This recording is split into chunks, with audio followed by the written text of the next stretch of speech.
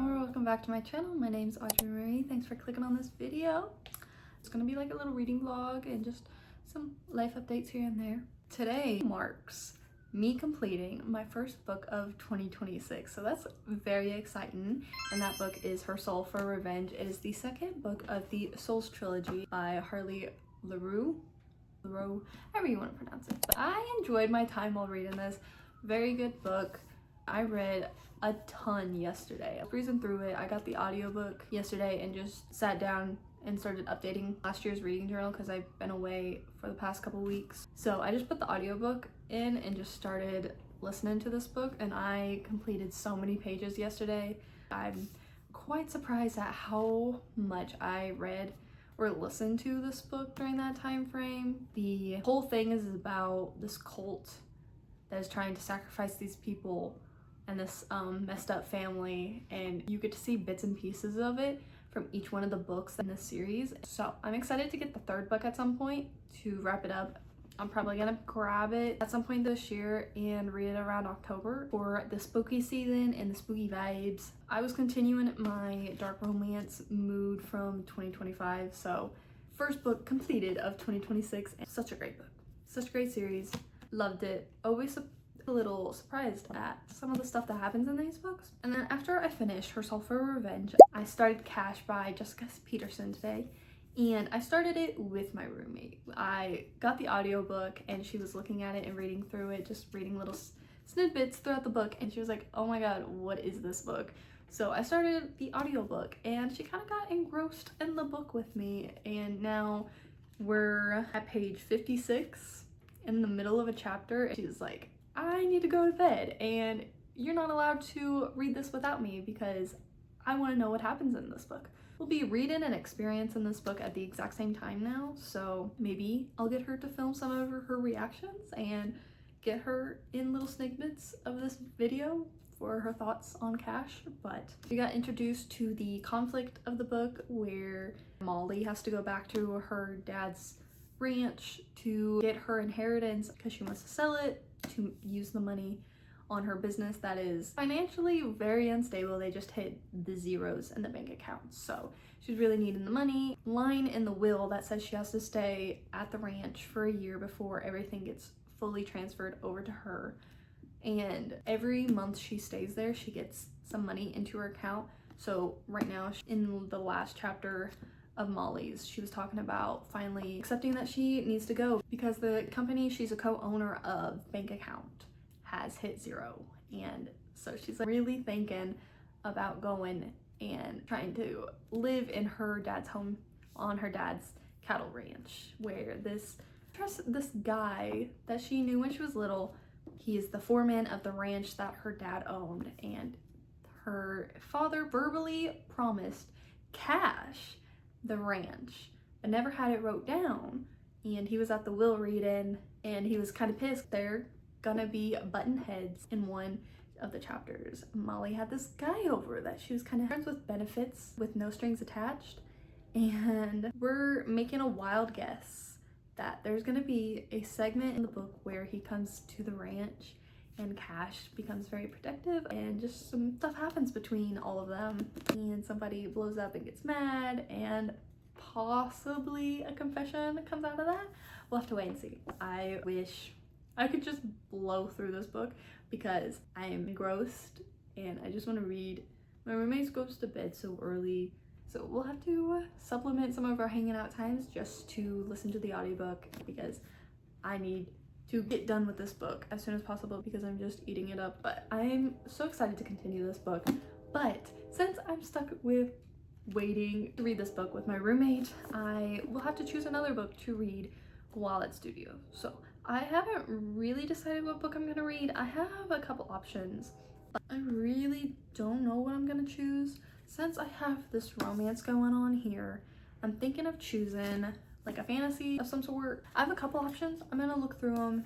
Gonna possibly start it tonight or tomorrow in studio.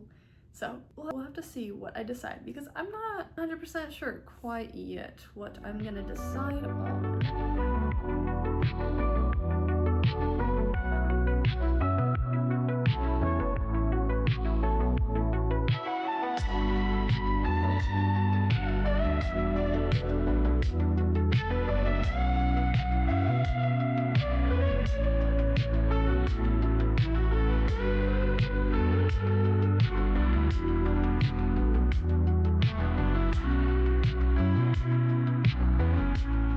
it's been no time for you, but it's been a couple minutes for me.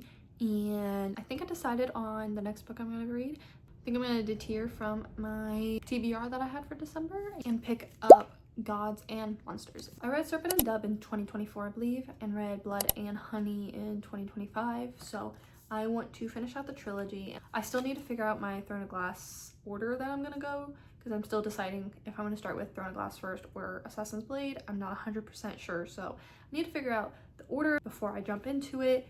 The Ashes of the Star-Cursed King by Cassandra Broadbent, that book, I need to sit down with it. I cannot listen to that in an audiobook 100% because I know I'm gonna want to tab and annotate that book. So I needed to find something that I could just listen to the audiobook and pick up the physical copy every once in a while. So I think I've decided with Gods and Monsters. It is a thicker book, but I'm excited to try to finish out the trilogy and see where Reed and Lou end up, because when I read Serpent and Dove, I was obsessed with that book. I love that book so much. I started reading the second book in that series and I had to soft DNF it for a little bit, and then I picked it up again later and finished it. Wasn't a huge fan of the second one, but I'm hoping Gods and Monsters will redeem it for me. I was a little apprehensive because of the second one because I didn't love it as much as the first, but I'm having high hopes for the third and final book in the series. The first one, Reed didn't know Lou was a witch and he was a witch hunter, and then the second one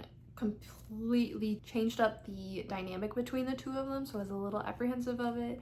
And there was a lot that was introduced in my first soft DNF of that, kind of helped me take a step back. I think it was just the timing of it. I wasn't ready to step back into that world.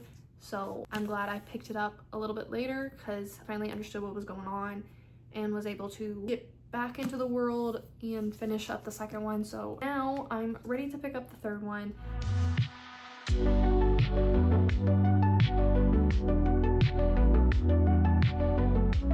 I have made a massive dent to it. I have gotten to page 256 now, and I am so surprised as to me not picking this book up as soon as I finished Blood and Honey. I had this one to go jump into it right afterwards, and if I remember correctly, I really wanted to, but since I soft DNF'd the second one once already, I was really worried about getting into this one and if I was just gonna have to DNF it as well. But as I've gone through this book, I am pleasantly surprised that I'm really enjoying this. A lot has gone down, and I was a little challenged in the beginning trying to figure out what would happen at the end of Blood and Honey, but I'm really enjoying this now that I grasped who all the characters were once again, and now I'm actually enjoying my time while reading this.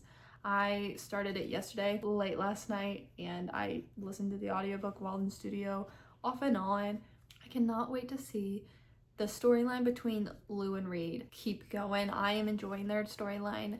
Beginning, it was very stressful with Lou. Now, right when I ended, something stressful really happened with Reed. I'm anxious and I need to know what's gonna happen. This book has me on pins and needles constantly. I'm always stressed, I'm always curious. I need to know what's happening. I really am enjoying the audiobook, so I'm really enjoying this book so much. I'm a massive fan of the French language, and I took a bit of French in high school, so my French is coming in handy when it comes to this book because there's some French in it and there's no translation. It just throws in random French words throughout the book, and a lot of the cities are French words, so I'm enjoying the French that is throughout this book. So far, I only have praise for this book because it really got me in the feels earlier, because one of the characters has come back from the second one into this one, and it makes a surprising return, and it reminded me of something that happens in the Fourth Wing. I was on the verge of tears because of how much it actually spoke about their connection and everything between the two characters, and Lou finally grasped everything with that scene. So I'm excited to see when I finish this book because I'm flying through it. I've read so much in the last 24 hours and I'm gonna keep going.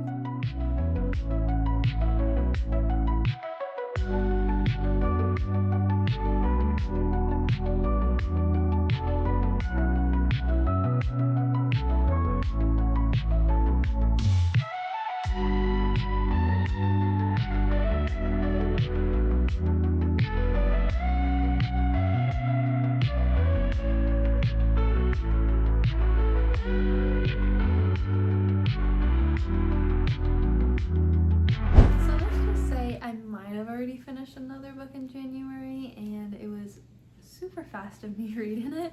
I finished Gods and Monsters and I ate this up. It was really good. It's definitely not a 5-star, but it definitely ends the trilogy off really well, I will say. Definitely not as good as the first one, but it's a good way to wrap up the trilogy, and I'm really happy with the ending.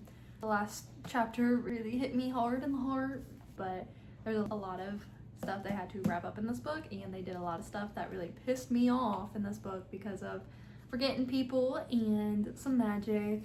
Reed and Lou definitely went through hoops to be with one another towards the end of this book, and so many things happened in this book that just I really enjoyed it. Reed and Lou are definitely a couple that I'll remember for a good while. I love Reed and Lou together. They're so great. And then Bo and Coco, I'm glad they have a storyline together.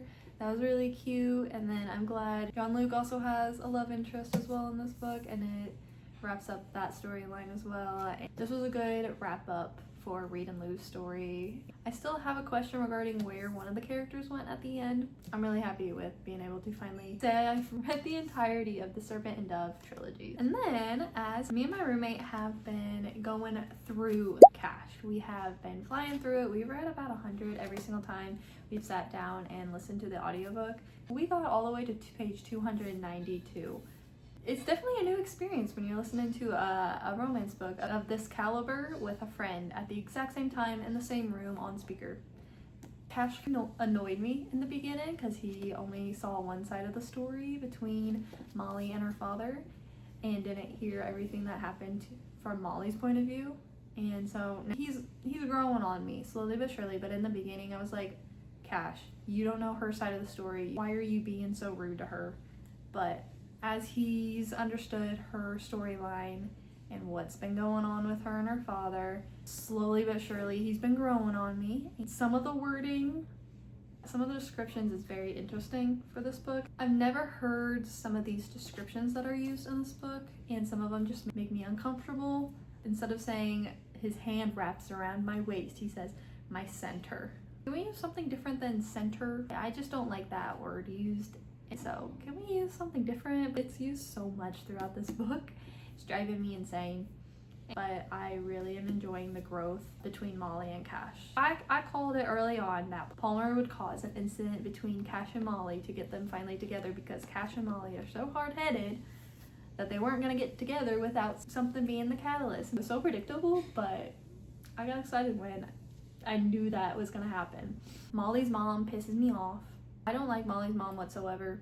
Every single time her mom calls her, it's just guilt tripping her and being like, you're coming back to Dallas. You better be coming back to Dallas. Not letting Molly decide what is best for her future and what she wants to do.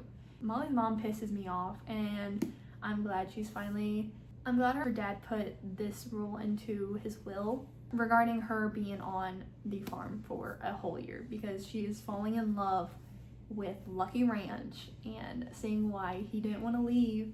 And Molly's realizing she's really sad that she and her dad didn't have the relationship that she really wanted with her father, which sucks for her. And then just seeing everything that was going on but never talked about while he was alive and in that time frame, and it just festered the bad blood between the two of them, sadly. So I'm excited to keep going with this book. The next book that I'm going to be picking up this month is Throne of Glass. I think I have come to terms with the reading order because of my roommate. She's forcing me to read it in this order.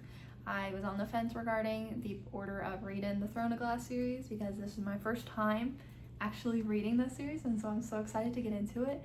And I've been debating on if I was going to read Assassin's Blade or Throne of Glass first, and she threatened me to read Throne of Glass first. So that is what I'll be reading. I'm excited to get into this world. I've heard such good things. I can't wait to read this book and get more into Sarah J. Maas's world, because I've read the entirety of the ACOTAR series, so I'm excited to get more into her backlog of books. So I'm glad this is a completed series, so I can wait for the rest of the ACOTAR series, and I just have to read what is out of this series and not have to wait for the next book to come out. And I know it's a completed series, so I don't have to stress about that. I don't really know a whole lot about this series whatsoever. I've run away from spoilers. I've seen some fan art, but I don't know any of the characters in this, so none of the fan art actually made sense to me. So I'm excited to get in this. I can't wait to see why people love this series so much, because I love the ACOTAR series. I'm excited to get into this. So I might have bought a couple books. I didn't really need to buy any books, but I have gift cards that were given to me specifically because they wanted me to buy books. So I bought books with my gift card money, cash, for Christmas. I was just spending the money the way they wanted me to spend it.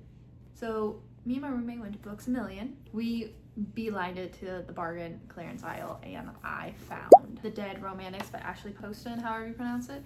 I read a novel love story by her before, and I've wanted to read a couple other books of hers, and this one just stood out to me because I've heard decent things about this book, and I'm intrigued to see how her other books are like. I'm really excited to get into it. I don't really know a whole lot about it. I just know people have talked about this book. So I'm excited to see what this book's all about. I'm ready to see if her other books can hold up compared to a novel love story, or if they're even better than that one. I'm hoping they're better. I've heard 7 Year Slip is one of her all-time favorites of a lot of people. I'm excited to see if this one is also really good. And then Books A Million had a buy one half off sale, and I didn't even know that going into there. And so when we were just browsing around, I picked up the 2 last books of a series that I've been trying to finish for the past couple of years. I haven't been able to find them anywhere. Even at the Barnes & Noble in my hometown, I haven't been able to find them. Target doesn't carry them. Walmart doesn't carry them.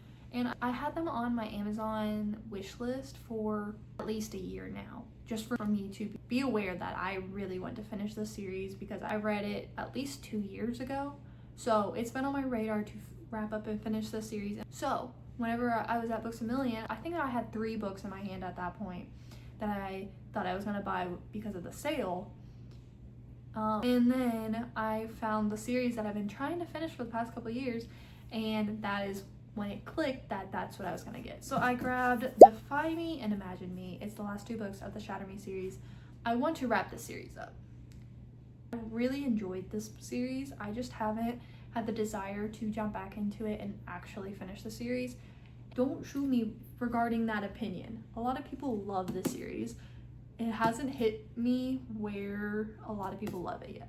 It's not to the caliber of some of the other series I've read as to my desire to finish the series up. I finally have the last 2 to be able to have the option to finish the series up. My goal is to read it and wrap it up in the next couple of months, because I've had this series sitting on my shelf waiting for me to finish it for at least a year and a half now. So I'm ready to wrap up the storyline between Juliet and Aaron Warner. Unless I get gifted the little novellas of the series, I don't have a desire to purchase them, and I don't have a Kindle, so I don't have the availability to read the novellas on a Kindle. So I'm just reading the main series. I'm not worrying myself with the novellas. I'm not that inclined to try to figure out how to get a hold of the novellas. And I don't want to pay full price for just a skinny book, but that's just me. And following the idea of wrapping up series, I got Wild Card by Elsie Silver. I've read the rest of the Rose Hill series, and this one was calling my name. I finally got it, and it has the mountain range on the side, so I finally got this in my possession. I love Elsie Silver, and I've been excited to pick up the last book in the series, and it is purple. I love the purple. This purple is so pretty. Everything about this book is gorgeous. I'm excited to see if I like this book better than Wild Side.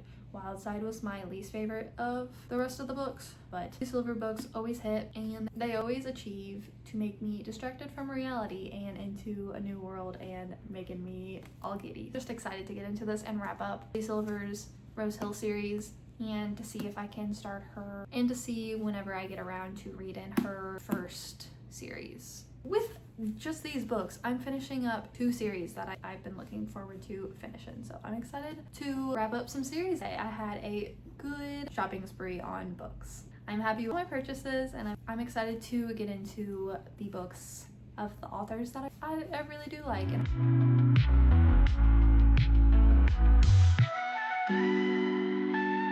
As of right now, there is no updates on progress of Cash quite yet. Me and my roommate have been busy and haven't been able to sit down and read Cash like we would like to. She threw out the idea of reading this tonight, but I am so exhausted, and I am fighting keeping my eyes open at the moment, trying to stay awake to even give you, the viewer, an update. So Cash is gonna be put on hold a little bit longer. We might finish it tomorrow night while we're cleaning the apartment, but so far, no updates. But I have made some progress in Throne of Glass so far. I have gotten to page 89 so far, and I am really enjoying this. I am still trying to figure out names of the characters and the names and location of different towns and cities and whatnot. I've been struggling with some of the character names, and I want to look them up to figure them out, but I'm very scared of spoiling anything for myself. So I'm really liking the characters that have been introduced. The female main character, Selena, Dorian, and Kale, I think is his name. So I'm really enjoying this. I really like the two guys so far. I like the jokes that happen with Dorian, and then Kale's the broody, grumpy character so far.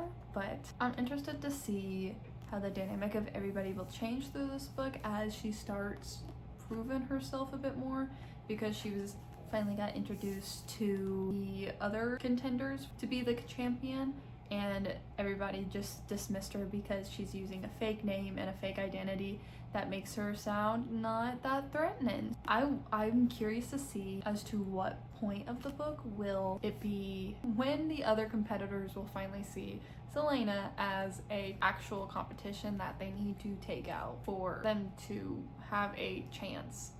Because as of right now, she's just a jewel thief, so nobody is even thinking that she's gonna have any chance as becoming the champion in the story. So I'm intrigued as to see where this is going. I've been holding off of reading the back of this book to give myself a spoiler because I want to go in completely blind.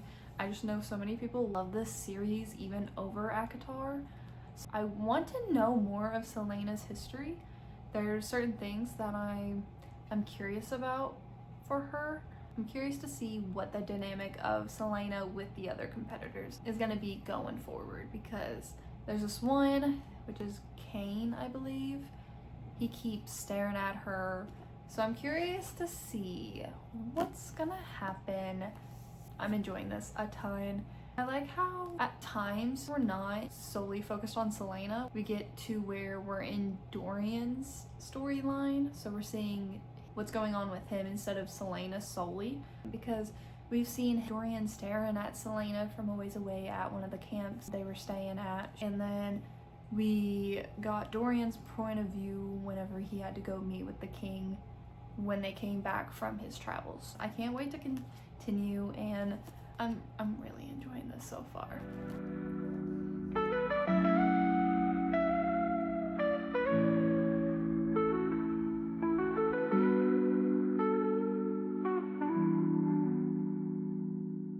It's been a good while since I gave you an update. Not surprisingly, me and my roommate finished Cash, but the surprising thing is we didn't finish it as fast as I thought we would. We didn't finish it before the weekend. Unfortunately, I did not enjoy this like I thought it was gonna. It was sadly very much a letdown. Both me and my roommate really didn't like this book whatsoever.